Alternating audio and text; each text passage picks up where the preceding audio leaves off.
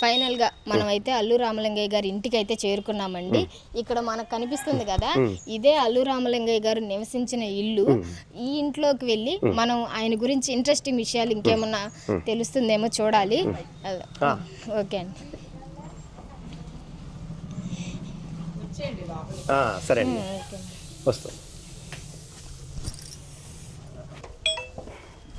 పాతకాలం ఇల్లు.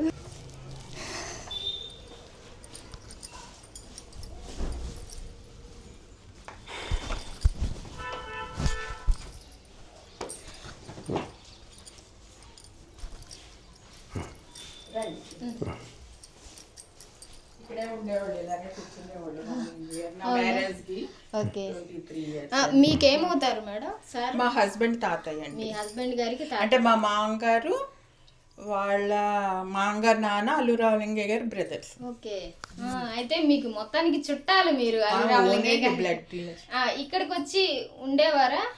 ఇక్కడే ఉండేవాళ్ళు అండి. ఇది మా పెద్దమాయ గారు ఎమ్మెల్యే గారు పక్కన ఉండేవాళ్ళు. ఇప్పుడు రెంట్కి ఇచ్చేస్తాం. ఓకే మేడం, అయితే చెప్పండి మేడం, కూర్చోండి. మీరు కూర్చోండి. అల్లు రామలింగయ్య గారి గురించి ఒక మంచి వీడియో చేయాలంటే ప్రస్తుతం ఉన్న లెజెండరీ పర్సన్స్ చాలా మంది ఇప్పుడు ఈ జనరేషన్ కి తెలియదు కదా, అందుకని వాళ్ళ యొక్క జీవితాల గురించి హస్బెండ్ పిల్లమంటారు అతనికి మంచి ఇన్ఫర్మేషన్ ఇచ్చే ఎవరైనా పర్వాలేదండి. బాగా చెప్తారు. నానా అల్లు రామలింగయ్య మునిమనవుడు బాబు డాడీ కాల్. అల్లు రామలింగయ్య గారు ముని మనవర్ గారి ఇంటికి అయితే మనం చేరుకున్నామండి. మ్యారేజ్కి వస్తే అమ్మాయి అదే పుడితే అమ్మాయి పుట్టాలని ఏదో సినిమా వచ్చింది, అప్పుడు నా పాప పుట్టింది అనమాట. ఆ విషయం చాలా గొప్పగా